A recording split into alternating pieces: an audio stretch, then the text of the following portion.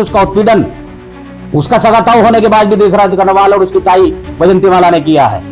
और उसको इतना उत्पीड़न उसका किया कि उसको मजबूर होना पड़ा उनको छोड़ के अपने घर में रहने के लिए।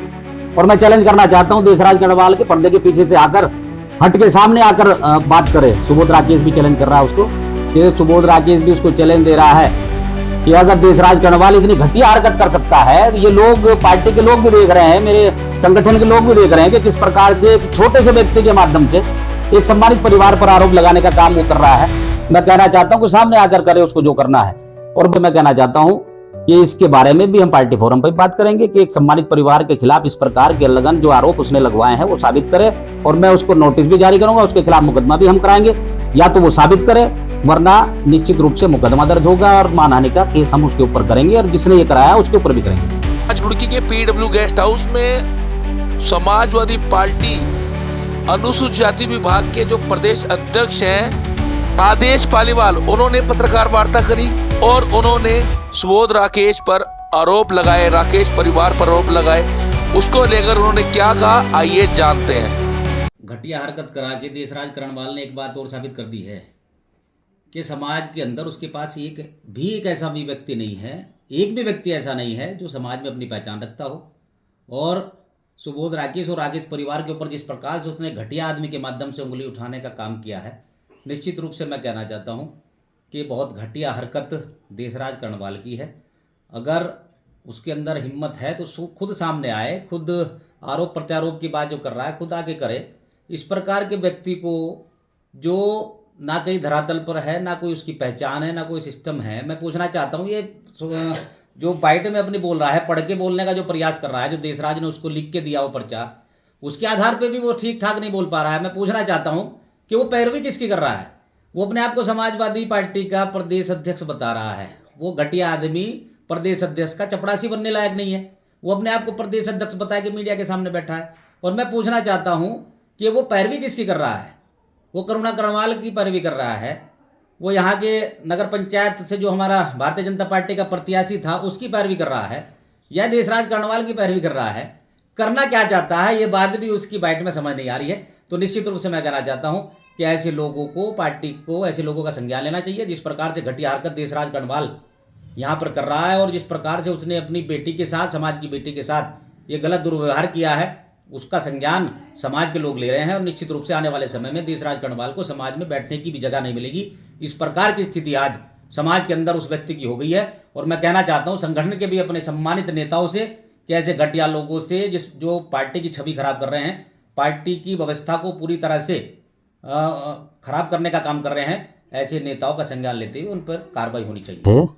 ये दिखाना चाहता हूं कि इस व्यक्ति की औकात क्या है। ये देखिए, आपको कैसा लगा? यही आदेश पालीवाल है।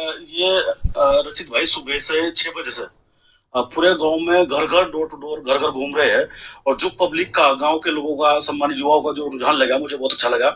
मैं भाई साहब से प्रार्थना की, मगर भाई साहब सुबह से आप 6 बजे निकले हुए तो एक चाय हो जाए, तो मुझे बहुत अच्छा लगा। भाई साहब, रचित भाई हमारे वहां से पहुंचे। चाय और पराठे का आज दलित भोज पर रचित अग्रवाल जी ने खुलूफ उठाया। जी जी बिल्कुल बिल्कुल भाई साहब। सुबह से मैंने कहा सुबह से 6 बजे से निकले हुए तो थोड़ा ठीक रहेगा, एक चाय हो जाएगी, पराठा हो जाएगा, तो मुझे ये बिना भेदभाव के ये इस व्यक्ति की औकात है।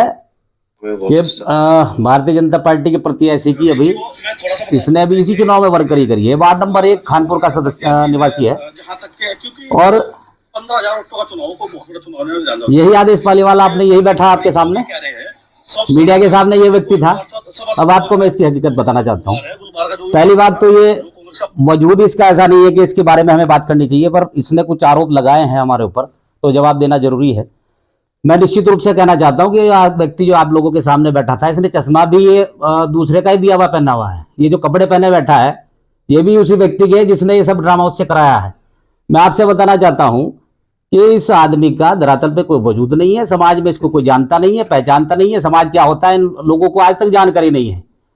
मेरे परिवार के ऊपर जो आरोप इनके माध्यम से लगाए जा रहे हैं पूरी तरह निराधार है। हमने पहले भी चैलेंज के साथ कहा है मीडिया के माध्यम से, जिन लोगों भी आरोप हमारे ऊपर लगाए हमने उनको भी हमेशा चैलेंज के साथ कहा है कि कोई आरोप हमारे ऊपर साबित करके दिखाए।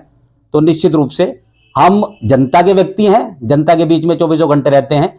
ये बोल रहा है कि 3 पीढ़ी सदस्य हैं राकेश परिवार के घर में। मैं कहना चाहता हूँ ये जनता ने बनाया है, राकेश परिवार ने खुद नहीं बना लिए हैं। ये जनता के द्वारा निर्वाचित किए गए हैं, बना के दिखाओ कोई और नेता। मैं कहना चाहता हूं निश्चित रूप से कि ऐसे आरोप लगाना बहुत आसान काम है, लेकिन इन चीजों को निभाना, जिस प्रकार से 24 घंटे सुबोध राकेश जनता के बीच में रह के काम करता है और पार्टी की व्यवस्था है, निश्चित रूप से मैं कहना चाहता हूं पार्टी के साथ पूरी तरह से इस चुनाव में हम रहे हैं और जगा रहे हैं। और जिन प्रत्याशियों की बात ये कर रहा है उनका इतिहास भी सब लोग जानते हैं कि उन्होंने आज तक जिस पार्टी में रहे हैं उस पार्टियों के साथ क्या किया है। और बात रही आदेश पालीवाल की, मैं जहां तक समझता हूं एक जोकर टाइप आदमी है, दूसरों की गुलामी करने वाला, समाज में कोई अस्तित्व नहीं है, समाज में कोई पहचान नहीं है। बात रही करुणा करनवाल की, करुणा करनवाल के पेट में छुरा किसने घोपा है ये सारी जनता जानती है। उस बेटी ने समाज की हमारी मीडिया के सामने बता भी दिया है कि किसने उसके साथ गलत किया है, किस प्रकार से उसका उत्पीड़न उसका सगाताव होने के बाद भी देशराज करनवाल और उसकी ताई वैजयंती माला ने किया है। और उसको इतना उत्पीड़न उसका किया कि उसको मजबूर होना पड़ा उनको छोड़ के अपने घर में रहने के लिए।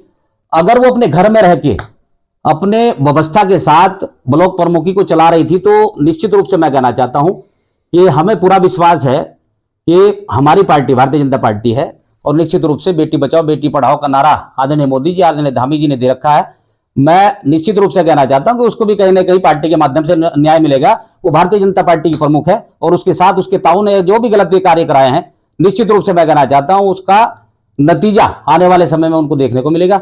और समाज में क्या जगह उनकी रह गई है ये आने वाला समय बहुत जल्द सबके सामने आ जाएगा। निश्चित रूप से जो भी व्यवस्था वहां की है वो होनी चाहिए। जो गलत तरीके से काम हुए वो व्यवस्था में निश्चित रूप से कहीं ना कहीं, जैसे उस बेटी ने ब्लॉक प्रमुख भगवानपुर ने आरोप लगाए हैं कि उसका उत्पीड़न किया गया है, मैं कहना चाहता हूं आप लोगों के माध्यम से कि उनकी जांच होनी चाहिए।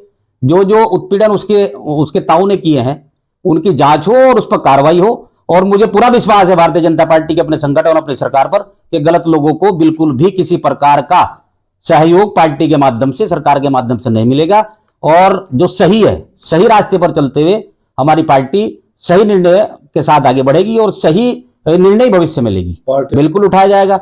ये जो आरोप उसने मेरे ऊपर लगवाए हैं आजकल ये जो आदेश पालीवाल नाम का जोकर जो आपके सामने बोल रहा था ये उसी का प्यादा है। और निश्चित रूप से मैं कहना चाहता हूं कि इसके बारे में भी हम पार्टी फोरम पर बात करेंगे कि एक सम्मानित परिवार के खिलाफ इस प्रकार के लगन जो आरोप उसने लगवाए हैं वो साबित करे। और मैं उसको नोटिस भी जारी करूंगा, उसके खिलाफ मुकदमा भी हम कराएंगे, या तो वो साबित करे वरना निश्चित रूप से मुकदमा दर्ज होगा और मानहानि का केस हम उसके ऊपर करेंगे और जिसने ये कराया उसके ऊपर भी करेंगे। एक चर्चा मेरे विरोधियों ने पूरी तरह हवा में चलाई हुई है, उड़ाई हुई है कि राकेश परिवार एक हो गया है। मैं कहना चाहता हूं निश्चित रूप से पारिवारिक व्यवस्था एक अलग चीज़ है, लेकिन राजनीति की बात अगर करें तो राजनीति के तरीके से होती है। और राजनीति हम सब दोनों ममता राकेश जी हो या सुबोध राकेश हो, आमने सामने की राजनीति हमारी रही है। 2 चुनाव हम लड़ चुके हैं, आगे की फिर तैयारी है। मैं कहना चाहता हूं ऐसे लोगों से कि मात्र एक चुनाव जिस प्रकार से यहाँ पर हुआ है, जो व्यक्ति अपनी गलतियों से हारा है और जनता के बीच में जिनका आना जाना नहीं रहा, मिलना जुलना नहीं रहा, और कहीं इतना प्रयास करने के बाद भी पार्टी के लोगों ने, सभी ने, संगठन ने, सबने प्रयास करने के बाद भी स्थिति यहाँ तक आई है। तो ऐसे लोगों की हार का जो आरोप लगाना, जहां तक मैं समझता हूं ये अच्छी बात नहीं है और इसका संज्ञान पार्टी ले। निश्चित रूप से मैं कहना चाहता हूं संज्ञान पार्टी ले, और ले रही है पार्टी संज्ञान इस बात का कि जिस प्रकार से ये लोग अपनी कमियों में हारे हैं और आरोप उंगली सुबोध राकेश की तरफ उठाई जा रही है, वो कहीं ना कहीं गलत है। और बात रही परिवार की, परिवार राजनीतिक सिस्टम से जैसे पहले अलग अलग व्यवस्थाओं में राजनीति कर रहा था, आज भी कर रहा है और भविष्य में भी करेगा। 2 चुनाव हम आमने सामने लड़ चुके हैं और आगे फिर तैयारी है। तो मैं कहना चाहता हूं ऐसे लोगों को मेरा जवाब यह है कि मेरी राजनीति मेरे साथ है, ममता राकेश जी की राजनीति उनके साथ है। और जो लोग ये कहते हैं कि सुबोध राकेश और राकेश परिवार ऐसा बन गया, वहां इतने सदस्य बन गए, वहां इतने लोग बन गए, वो विधायक बन गए, वो प्रमुख रहे, वो कैबिनेट मिनिस्टर रहे, ये करने के लिए बहुत कुछ करना और खोना पड़ता है। सभी के लिए मैदान खुला है, सुबोध राकेश के सामने, ममता राकेश जी के सामने, अन्य नेताओं के सामने, सभी के सामने मैदान खुला है। जिसमें जितनी हिम्मत हो आओ, सामने लड़ो और जीतो, जीत के दिखाओ। जनता जनार्दन जिताती है, किसी व्यक्ति को नेता बनाती है। नेता अपने आप नहीं बन पाता है, घर में बैठ के नेता नहीं बनते हैं। नेता 24 घंटे जनता के बीच में रहकर बनता है और वो प्रक्रिया हमारी है और वो लगातार जारी रहेगी। हम कहना चाहते हैं ऐसे लोगों के जिन्हें दुख है, परेशानी है कि भाई वो इतना आगे क्यों बढ़ रहे हैं, उसके लिए आओ, हमारी बराबर में खड़े हो जाओ, हमारी जितनी मेहनत करो, हमारी तरह लोगों के जनता के बीच में रहो, सुख दुख में शामिल रहो। उनके काम 24 घंटे, जैसे हम 2-3 घंटे रोज अपने घर बैठकर मैं जनता का काम करता हूं, इस प्रकार से करो। घर में आग लगानी पड़ती है राजनीति करने के लिए। जो राजनीति करता है जनता की, करके दिखाओ, करके देखो, तब लगेगा पता कि किस प्रकार से राजनीति होती है और कैसे नेता बनाए। देखिए, पार्टी के लिए पूरी तरह काम किया गया है। अब आप कंडीशन ये समझ लीजिए, हमने अपने बड़े सम्मानित नेताओं से बात बताई भी थी कि जिस व्यक्ति को टिकट दिया गया है वो धरातल पर स्थिति उनकी खराब है, जनता में पहचान नहीं है, जनता उनको चाहती नहीं है। ये जितना भी प्रयास रहा है ये पार्टी के नेताओं का, सुबोध राकेश का, सभी का मिलकर रहा है, वरना स्थिति बहुत खराब थी, बहुत नीचे सिस्टम बन के जाता। ये पार्टी संगठन और हमारे जैसे लोग, जो सब लोग लगे हैं, निश्चित रूप से उसी का फल है कि 3700-3800 वोट यहाँ पर मिल गए हैं।